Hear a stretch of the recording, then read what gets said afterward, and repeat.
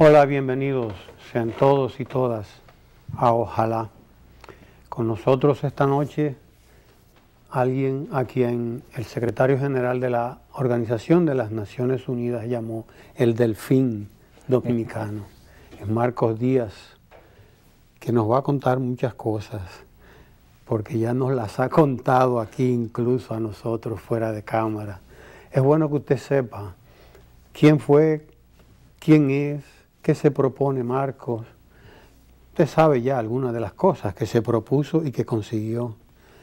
Yo lo vi antes de ser ese nadador en el Colegio Dominicano de La Salle y yo sabía que iba a llegar a ser Marcos, porque fue ese mismo allá en La Salle, extrovertido, activo y comprometido además con lo que se proponía su grupo, su promoción.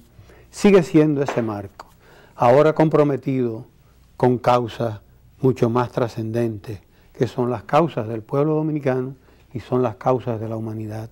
Ha nadado precisamente por los objetivos del milenio, y ya eso es mucho, porque ha nadado para que se resuelva y para exigir y reclamar que se resuelva el problema de la miseria, de la pobreza, de la falta de educación. Y llegar ahí de ser un nadador es mucho, ¿verdad que sí, Marcos?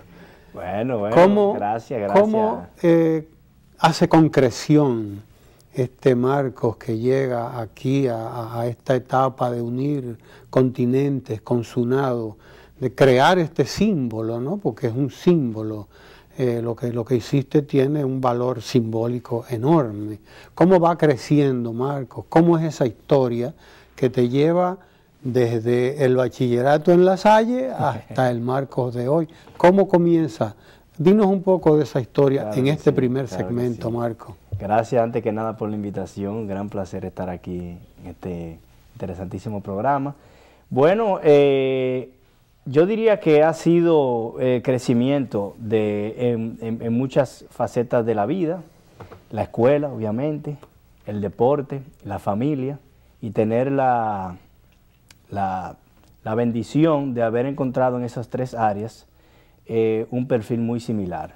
La responsabilidad social, la enseñanza de lo que cuesta lograr grandes cosas, tratar de llevar un comportamiento donde realmente, un comportamiento, como nos decía en el colegio, un comportamiento crítico, donde uno pudiera analizar cosas y saber que lo que uno puede ver como algo grande es lograble siempre que uno, pague el precio. Yo creo que tener la dicha de poder haber visto eso en mis padres, en mi hogar, haber visto de mis padres su compromiso social también con los operativos médicos que realizaba, uno haber visto que esa era una figura que las demás personas se sentían muy agradecidas por lo que él lograba, haber crecido de niño viendo esto, estando en el Colegio Dominicano de La Salle y habiendo visto también en mi entrenador Augusto García desde pequeñito las mismas cualidades también alrededor. Yo creo que eso me permitió, en el momento en que tuve la oportunidad de atraer la atención con lo que hacíamos, entonces el sentimiento de qué vas a hacer con esa atención, te la puedes llevar para tu casa, te puedes llevar su aplauso y guardártelo y quedártelo para ti solo, o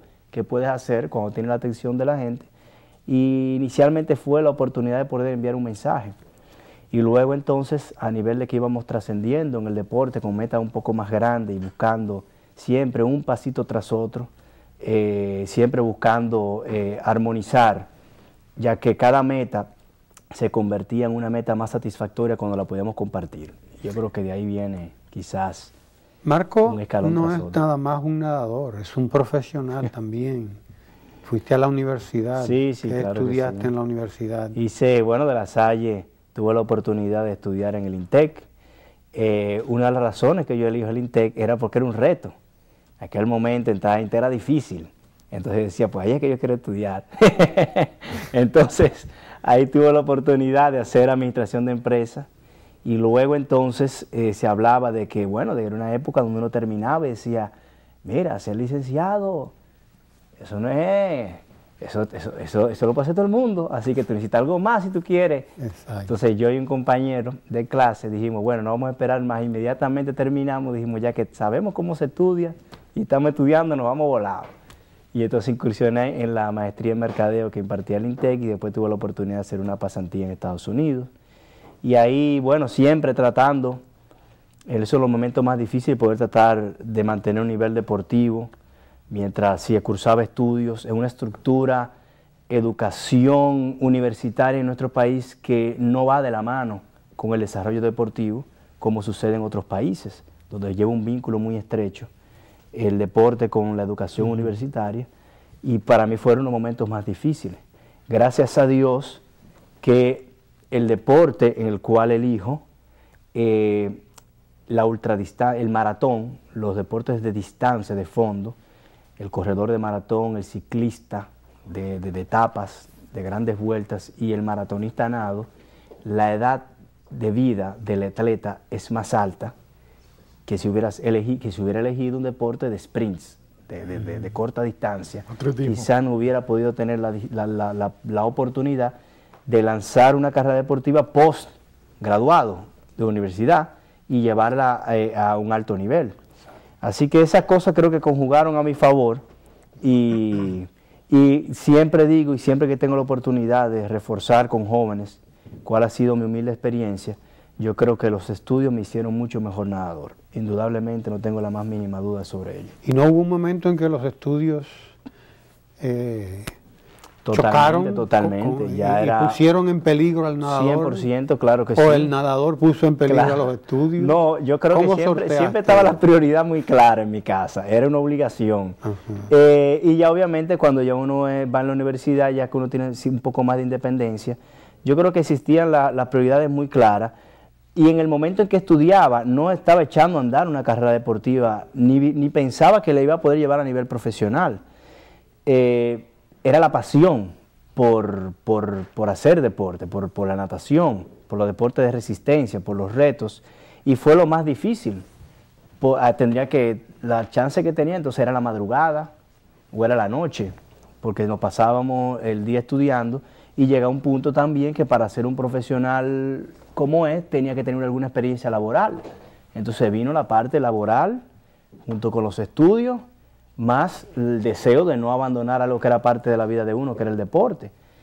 Entonces luego ya de graduado, entonces con más tiempo, empiezo a poner más tiempo en la parte deportiva, al punto de tener que tomar una de las decisiones más difíciles, que es decidir, bueno, tengo el interés, creo que si ponemos más horas, o si podemos entrenar como los que entrenan fuera a tiempo completo, pudiéramos llegar a ser uno de ellos.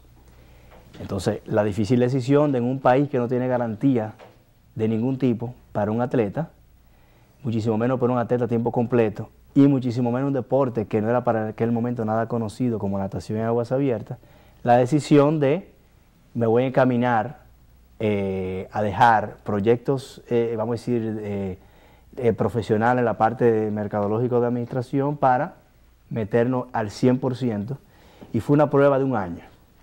Si funciona, vamos a ver si funciona, porque yo decía que si no lo hacía iba a poder vivir el resto de mi vida pensando, lamentando de que por qué lo pudimos haber hecho, o lo difícil que es ver quizás a alguien que digo tuvo el talento pero las circunstancias no le permitieron.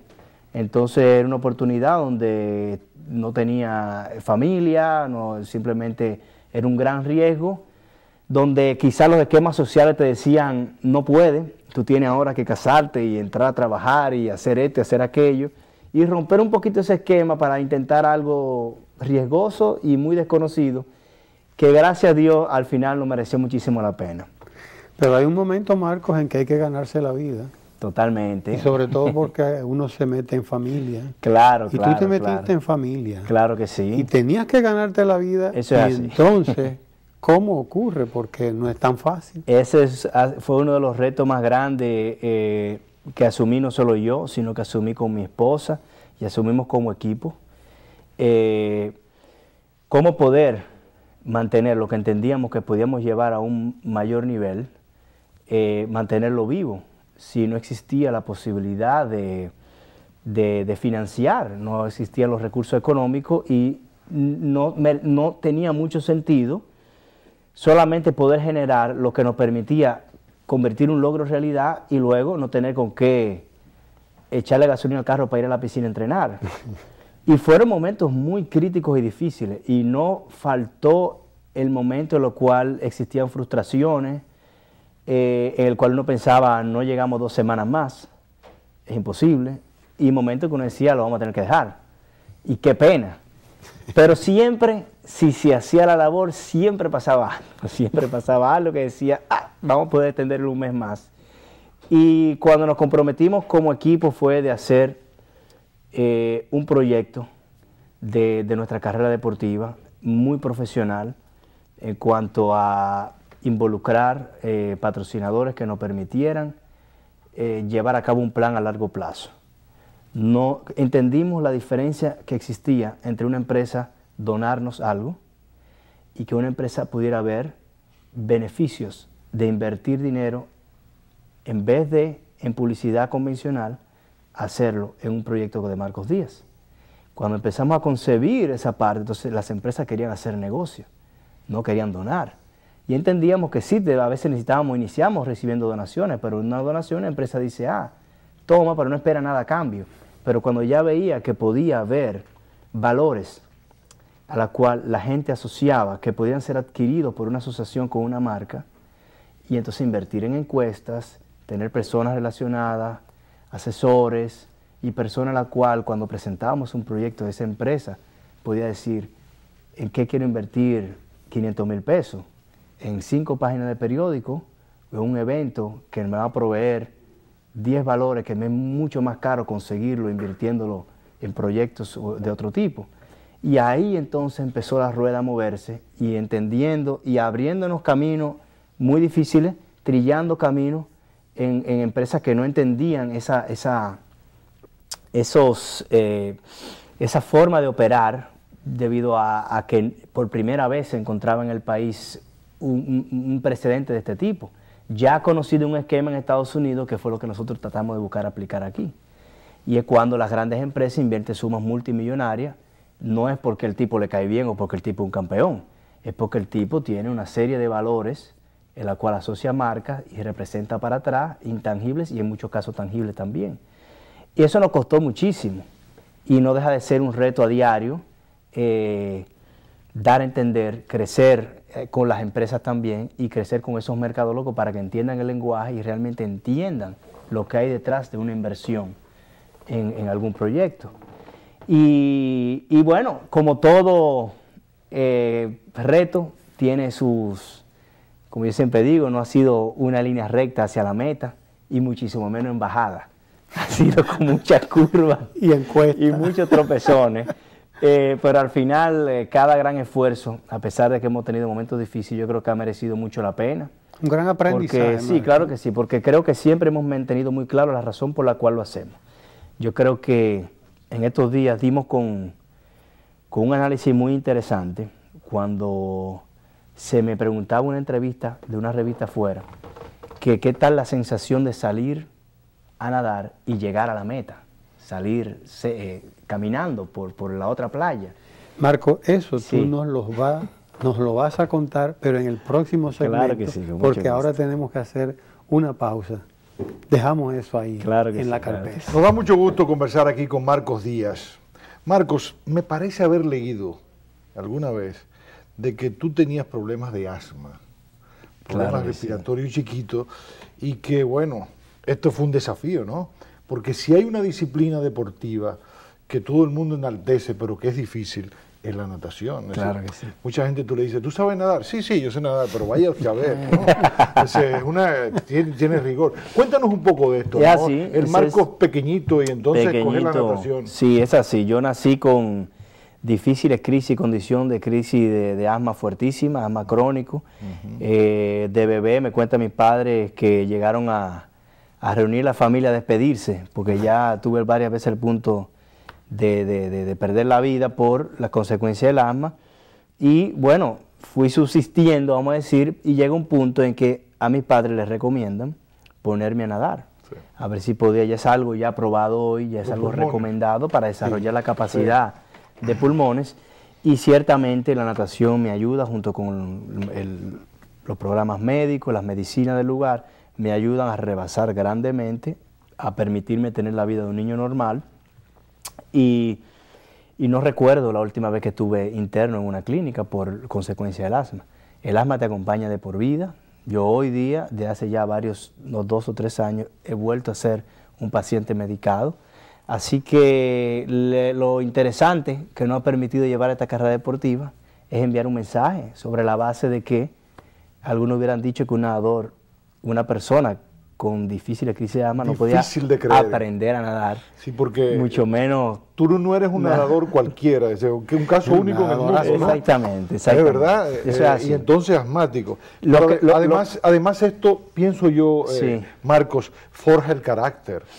Porque si hay algo que también acompaña a los deportistas, que es verdad la disciplina, porque hay momentos de dolor, de sufrimiento. Claro. Tú hablabas de que a veces dan ganas como que de dejarlo todo, ¿no? Claro que sí. Eso es de las esencias más interesantes y las grandes bondades que te puede brindar el deporte. El deporte te enseña a ganar, a perder, saber lo que cuestan las cosas y desarrolla a los jóvenes. También, ¿verdad? Claro que sí. Bueno, también es mucho de tu formación fuera del deporte y del entrenador y del profesor, el que te enseña a ver los comportamientos y a tú elegir qué tipo de atleta tú quieres ser. Porque se ve de todo en el deporte también. Sí. Lo que sí en común tiene el deporte es que te enseña a luchar por aquello que tú quieras conseguir. A luchar contigo, a luchar con un oponente, a luchar con los medios, con tu entorno y bueno, y a que si quieres mejorar, nada más hay una forma y es esforzándote. Algunos dicen que la vida es un maratón eso es así, y tú vives dentro de un maratón, ¿no? Como que hay que saber, como que en la vida también hay que saber mantener el ritmo, ¿no? Claro que sí. Hay mucha gente que, ¿verdad? Por tendencias consumistas, pues creen que la vida son 100 metros. Y entonces hacen cualquier cosa para llegar a los 100 metros, ¿no? Algo que yo expreso mucho en decisiones difíciles que tomamos, a veces la misma fundación, la pequeña fundación Marcos Díaz que tenemos, o cuando tenemos un proyecto grande, o cuando en mi casa con mi esposa estamos frustrados por algo, yo digo, recuérdense que esto es ultradistancia. Claro que sí. Ahora que en un maratón Marcos, tú vas compitiendo. ¿En algún momento sentiste la tentación de doparte? Porque uno admira a los líderes y los tiene como superhéroes, pero de repente entonces 3 años después se descubre que el hombre o la mujer se drogaban para tener más resultados, porque la sociedad les va pidiendo a ustedes siempre récords. Totalmente. A veces nosotros somos abusadores con ustedes, ¿no? Porque siempre queremos más de ustedes. Sí, es un mundo del deporte terrible, consecuencia de muchas, de la parte comercial, de la parte esa misma de exigencias y demás. En mi caso, muchos elementos nos distancian del mundo del dopaje. La formación, la parte de formación de honestidad, de ética, sobre todo. Ética, claro. Cuando tiene un entrenador que es incorrompible en su parte personal, en su vida dentro y fuera de la cancha, como dicen. Cuando entonces te asocias a promover la parte positiva del deporte con quienes promueven ir en contra del dopaje.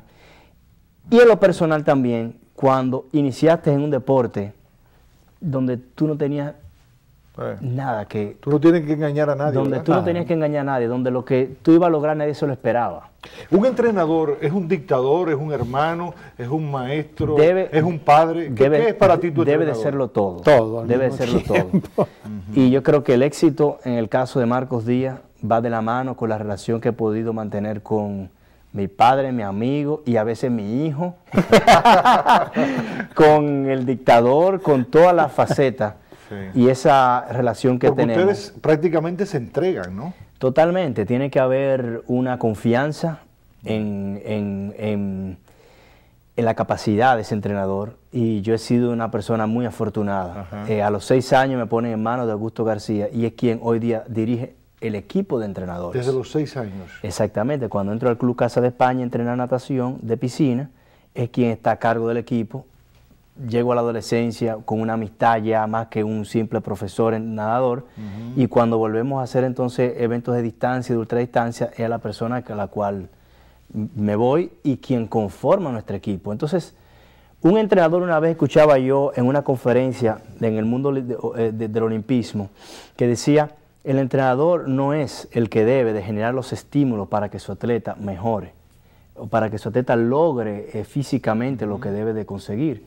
Es el que logra generar los estímulos necesarios para que el atleta progrese en todos los entornos de su vida, porque influye todo, parte psicológica, nutrición, lo que pasa en la cancha, fuera de la cancha y demás. Entonces, cuando hay una integración, hay un entendimiento, hay un norte en común y nos sentimos parte de un equipo y el ego se deja en la casa o se deja guardado en una gaveta bien lejos de lo que estamos haciendo, entonces se puede conformar un equipo. Entonces, cuando tú ves que el entrenador no quiere acapararlo todo, dice, necesitamos un especialista en nutrición, necesitamos un especialista en entrenamiento físico, necesitamos, y se desprende. Yo creo que eso engrandece la figura de esa persona y por eso es quien hoy es el jefe. Y yo digo, al final nos tenemos que sentar los dos. Y cuando lleva la característica de persona grande, de que no va a decirte lo que tienes que hacer, sino quiere que tú entiendas por qué lo estás haciendo. Desde el punto de vista mercadológico, no eres tú el mercadólogo, aunque estudiaste esto, sino tú eres la marca y él es el mercadólogo, ¿no? No, en el caso ya hay un equipo a cargo que dirige mi esposa Natalia, como manager, como la parte, y obviamente nos involucramos todos a opinar, y la parte del entrenador, la parte técnica es clave para saber de qué se puede hablar en términos con una marca. Hay cosas que él dice no se puede tal cosa se puede, pero ya la parte mercadológica descansa la responsabilidad en un equipo que tiene que tener esa parte lista. Y llegar a poder manejarnos de esa manera nos costó tiempo y esfuerzo, y es lo que nos ha permitido también que Marco pueda, en algunos momentos largos del año, 100% enfocarse en lo que es mejorar. Y el entrenador saber que puede tener un atleta que no va a estar en lo que está en la casa, con 1000 cosas arriba, teniendo que agotar tiempo y horas en oficina, saber que su atleta está como debe estar un atleta, entrenando, descansando, comiendo bien, almorzando bien y todo. Marco, yo tengo una curiosidad. Sí. ¿Qué piensas tú cuando vas nadando? Es una pregunta muy común. Sí. La gente cuando dice, nadó 8 horas, nadó 15 horas, nadó 20 horas, dice, ¿y qué piensa? Porque cualquiera se aburre grandemente. Y yo he tenido que pensar en qué pienso. Y me he dado cuenta en una travesía ya que venía con esa periodista y digo, ven acá, yo estaré respondiendo la verdad. Déjame ver qué yo estoy pensando mientras yo voy nadando y lo voy a hacer ahora.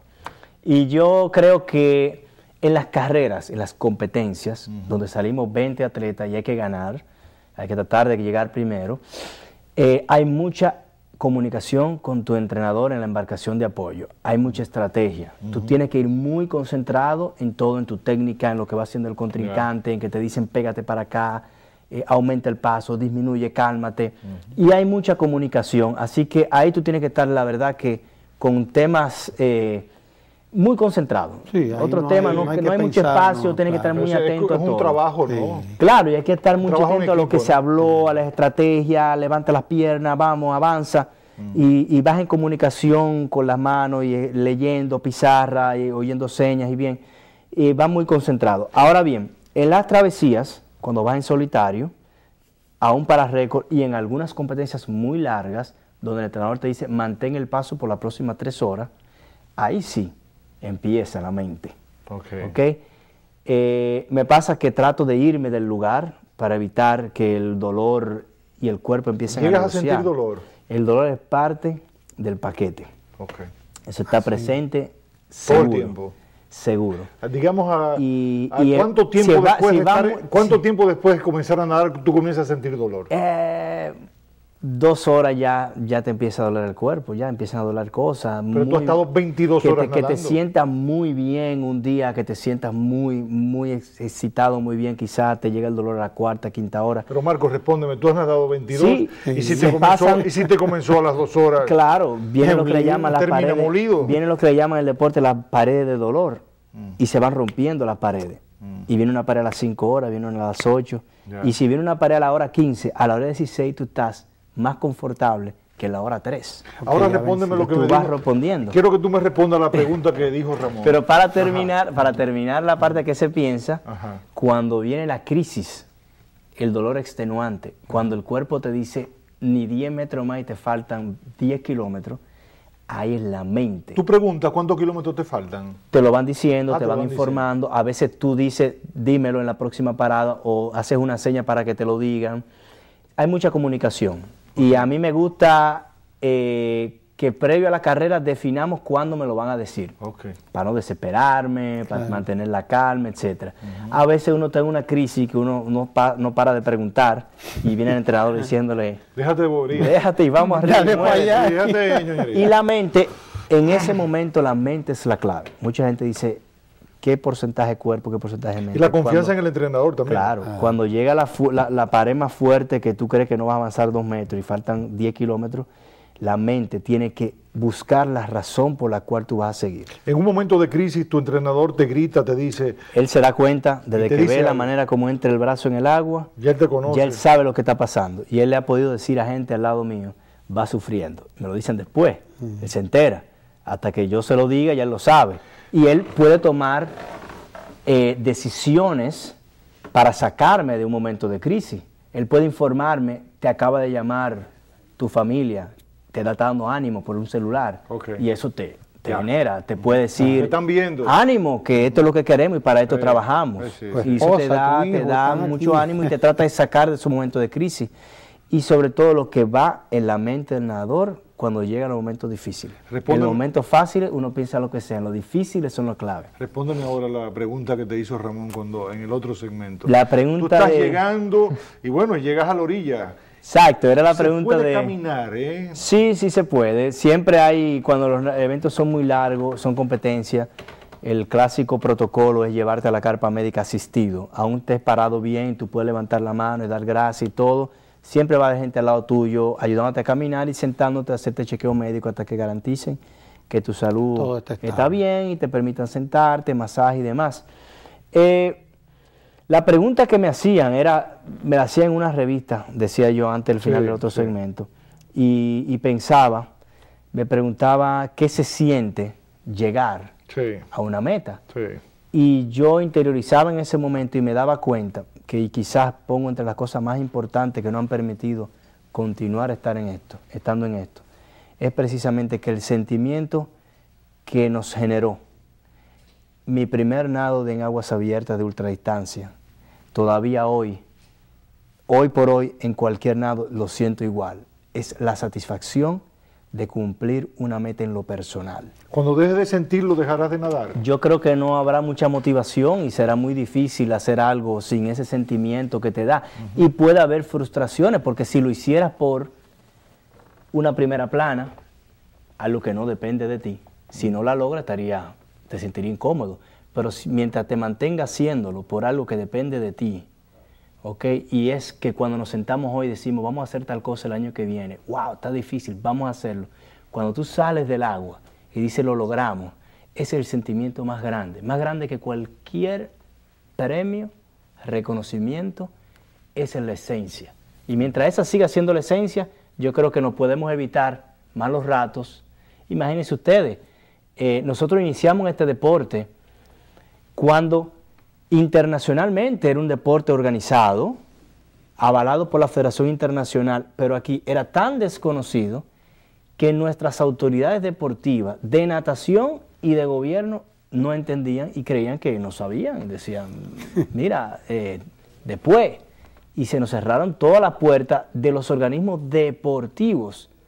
Entonces, si lo hubiéramos estado haciendo por algo a cambio, no hubiéramos parado ahí mismo. Pero lo hacíamos porque entre los 3 que estábamos en una habitación decíamos, podemos, y queremos ver si logramos meternos entre los mejores 5 y ver si ganamos una carrera un día. Y cuando lo hicimos por esas razones, cuando lo lográbamos, ya estábamos contentos, nos sentíamos los reyes del mundo, porque dependía de nosotros y lo hacíamos por nosotros. Y luego entonces esas puertas se fueron abriendo. Pero en nuestro inicio, y una de las cosas que mucha gente no entiende, a veces ve a Marco hoy y puede ver gente apoyando y mucha cámara y mucha que yo cuánto. Señores, nosotros nadamos por 3 años, viajamos el mundo con nuestro bolsillo, con lo poco que teníamos quizás que podíamos utilizar para irnos de vacaciones o comprarnos un carro o hacer algo. Nosotros lo metimos en nadar, nosotros lo metimos en comprar equipo para mejorar nuestro entrenamiento, cuando todas las puertas se nos cerraban. Nosotros llegamos a llegar al ranking internacional de la Federación Internacional de Natación y ocupar por primera vez un dominicano en cualquiera de las disciplinas de natación, un top 10 del mundo.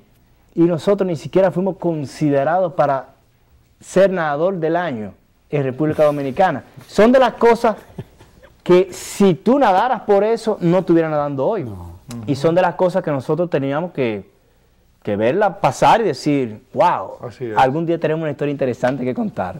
Pero tú vas a seguir contando historias, pero ahora tenemos que hacer una pausa, Marcos. Claro que Quédense ahí que seguiremos conversando con Marcos Díaz. Usted no sabía que además de un gran nadador, Marcos Díaz es un formidable conversador. Aquí nos hemos pasado sin duda, oyendo experiencias y además tiene mucho que contar. Cuéntanos, Marcos. Me he pasado muy bien.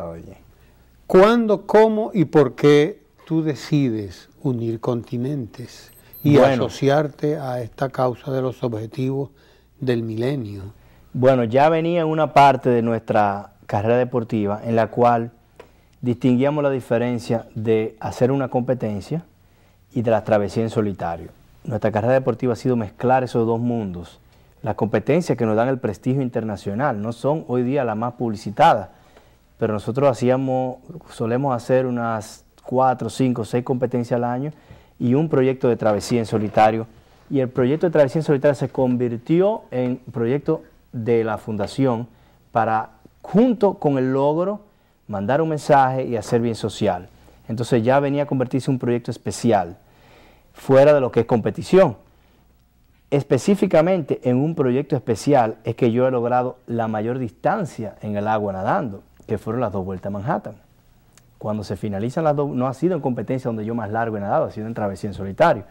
Entonces, una vez completadas las 2 vueltas a Manhattan de 22 horas, venía la pregunta, ¿cuál será el próximo proyecto que vamos a emprender y cómo vamos a superar nadar 22 horas sin parar? La lógica nos decía, hay que buscar donde nadar 30 o 40. Y eso nos llevaba a un punto crítico, donde decir hasta qué punto ya se nos va de las manos y ya es algo imposible o ya es algo que no tendría sentido. Y nos dimos cuenta que más grande no significaba más largo, más horas. Más grande era buscar el proyecto que nos permitiera impactar positivamente a más personas, ya que se estaban usando las travesías como proyecto para impactar positivamente a la gente y buscar alguna razón social para recaudar fondos y demás. Viendo mapas, vimos la posibilidad de que se podía unir el mundo a nado. Y uno como me ha visto, dice, bueno, si se puede, se puede. Llamo a mi entrenador, le digo, mira, podemos unir los 5 continentes del mundo. ¿La idea fue de quién? Con 4 ¿De travesías. Marcos o del entrenador? Esa sale en mi casa. Y viendo mapas, a mí soy un gran fanático de mapas. De hecho, mi último regalo de Navidad fue un atlas. Me encantan los mapas, las rutas, las culturas y todo. Y como fanático de los mapas veía que geográficamente los 5 continentes del mundo podían unirse a nado con 4 travesías. Y explicaba, me sentaba con el entrenador que mi primera vez me ha dicho es una locura. Después trabajamos un proyecto en el cual él pudiera entender que sí era viable y entonces empezar a ver las particularidades de cada travesía. Al mismo tiempo que trabajábamos, sabíamos que se podía tratar de un proyecto con un alcance global, ya que unía el mundo. Y por coincidencia, soy invitado a exponerle a jóvenes en un modelo de la ONU, de lo que hacen en Bávaro, y me dice que me toca hablar de los objetivos de desarrollo del milenio. Cuando me dicen el tema, yo me siento el hombre más perdido del mundo. Yo acabé con una vergüenza diciendo, Dios mío, yo no tengo ni idea de lo que me están hablando, dónde estaba yo metido. Pero cuando llamo a mis padres, a mi familia, a mis amigos, me doy cuenta que yo no era el único.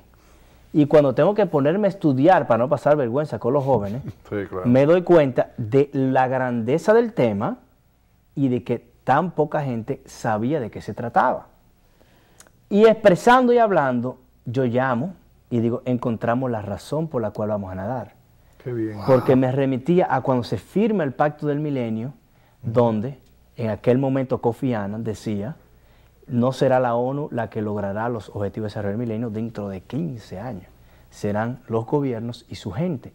Y yo decía, si la gente no conoce, ¿cómo puede lograr los presionar a un gobierno a que tome las decisiones correctas y cómo puede sentirse empoderado para hacer eso o llevar a cabo acciones individuales que ayuden a las naciones a conseguirlo.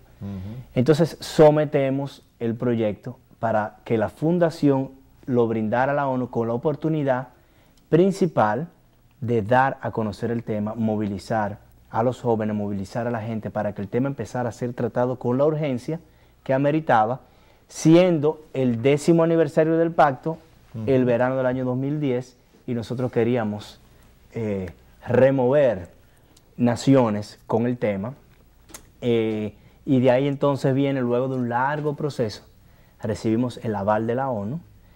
Nosotros siempre tenemos que aclarar que aval no significó patrocinio. No, el aval. Exactamente. Sí, claro. Como una sombrilla, ¿no? Exactamente, el aval de que oficialmente el proyecto iba a promover mundialmente el tema, y entonces nos da un prestigio bastante importante, y entonces salimos a armar el proyecto, creamos una oficina nada más para hacer el proyecto, y se involucra una cantidad inmensa de personas, la cual hacen posible que nosotros tengamos la oportunidad de aventurarnos con estas 4 travesías. ¿Dónde una está Marco mensual. ahí nadando? Esto es el Mar Rojo, Wow. una de las travesías más Este es el Mar Rojo. impresionantes que he hecho en toda mi vida. Eso es llegando a Egipto desde Jordania. Unir Asia de África, inicialmente, en el proyecto inicial era Yemen-Djibouti. ¿Ok? Y avanzamos bastante. Iba a ser la travesía más larga, de 20 y pico de kilómetros. Ya teníamos las coordenadas, ya teníamos casi el apoyo militar, pero el embajador de Yemen en la ONU nos pidió no hacerla. El problema de los barcos piratas de Somalia, en el Golfo de Adén, y el mismo Yemen tenía problemas difíciles que no nos garantizaban la seguridad ni siquiera en tierra. Así que automáticamente, y gracias a Dios, esa era la única posibilidad que tenía plan B. Unir Asia de África podía hacerse más al norte, cruzando Mar Rojo, desde Jordania hasta Egipto. Complicaciones políticas, obviamente, el hecho de que días antes de esa travesía es secuestrado el barco turco que iba a llevar suministro a Palestina. Viene el tiroteo, porque se metió en aguas israelí. Entonces, el Mar Rojo en el Golfo de Aqaba tiene aguas israelí, aguas Jordania y Egipto.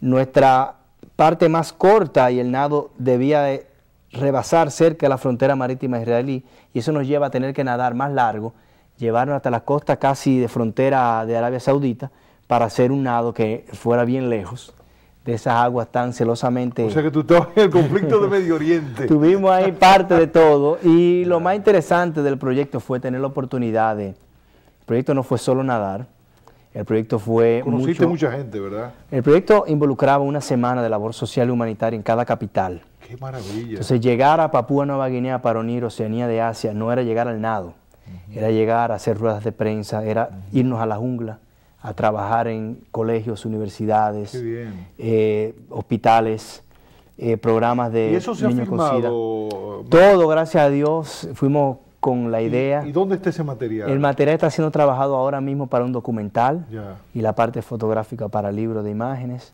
Y bueno, la parte más linda y al mismo tiempo más demandante, porque físicamente no es lo mismo llegar muy cómodo a un hotel y nadar. De manera que tu compromiso por los objetivos del milenio sigue en pie, entonces. Sí, de hecho... con este documental, y pues, claro, eso va a requerir difusión, ¿no? Totalmente. De hecho, en mis palabras de cierre en Nueva York, cuando logramos la presencia de Ban Ki-moon frente al edificio de la ONU, mis palabras básicamente se centraban en que los nados para unir el mundo ya se habían conseguido, pero que por los objetivos del milenio todavía quedaban 5 años, y que nuestra responsabilidad y nuestra entrega ante el tema simplemente continuará cada vez con más emoción y más motivación. Pudimos ver y constatar la realidad sobre la teoría. Desde el que pisamos e iniciamos la labor social en el primer ciudad, ya empezaba a percibir algo muy distinto, y yo creo que nos enriqueció como equipo a todos el hecho de poder tener la oportunidad de ver las diferencias en cada sitio, ver la realidad de nuestro país también, y darnos cuenta de que lo que se lee es muy distinto de lo que realmente de lo que se vive. Y nos da al mismo tiempo un criterio de poder hablar del tema con mucho más seguridad y mucho más experiencia. Nos quedan 30 segundos, Marco, pero sí, sobre esa maravillosa experiencia que tú tuviste con los Objetivos del Milenio, cuéntanos nada más, si tú fueras a decir en 30 segundos, ¿cuál fue lo que más te impactó de todo eso? Bueno, yo diría que... No en el agua, sino en tierra. Bueno, yo diría sí, totalmente. Las grandes experiencias, indudablemente, las tuvimos fuera del agua. Las grandes experiencias las tuvimos en tierra. Yo creo que el común denominador en los países en subdesarrollo, el déficit de la educación y la falta de conocimiento de las personas, y nos daba eso una alegría extra de que nuestro principal objetivo en el proyecto era correr la voz. Cuando aprendimos que el común denominador en los países donde carecía la institucionalidad, donde más corrupción había, donde más pobreza había, donde más disparidad de clase había, era precisamente por la falta de información. Un país empoderado con la información, un país que puede entender que el poder lo tenemos nosotros. Un país ignorante es un país que entiende que todas las decisiones y que todo el poder lo tienen quienes han sido elegidos para tomar las decisiones. Y el común denominador en los países de más institucionalidad y con más desarrollo es precisamente que la gente entiende sus derechos. Y yo creo ahí que nos gratificó grandemente saber que la respuesta ante cualquier persona que decía ¿cómo tú vas a abolir la mortalidad infantil nadando en tal sitio? Y precisamente era dando a conocer el tema. Esa es la forma como nosotros podemos realmente, era que en República Dominicana se estuviera hablando de los Objetivos de Desarrollo Milenio y que República Dominicana entendiera que se podía sentir orgulloso porque había logrado por primera vez que fuera el país protagonista de unir los países del mundo. Puso esto en la agenda. Y que el protagonista tiene que dar el ejemplo. Exacto. Sí, bien. Pues ya ustedes lo vieron, Marcos Díaz no es solamente el gran nadador que es también el gran comprometido con causas importantes del pueblo dominicano y de la humanidad. Gracias, Marco, por estar con nosotros. Gracias por esta conversación magnífica, estupenda. Y bueno, a ustedes también muchísimas gracias porque nos han acompañado hasta aquí. Sigan disfrutando de Ojalá. Y de Marcos Díaz también, que tiene muchas cosas que hacer todavía. Gracias.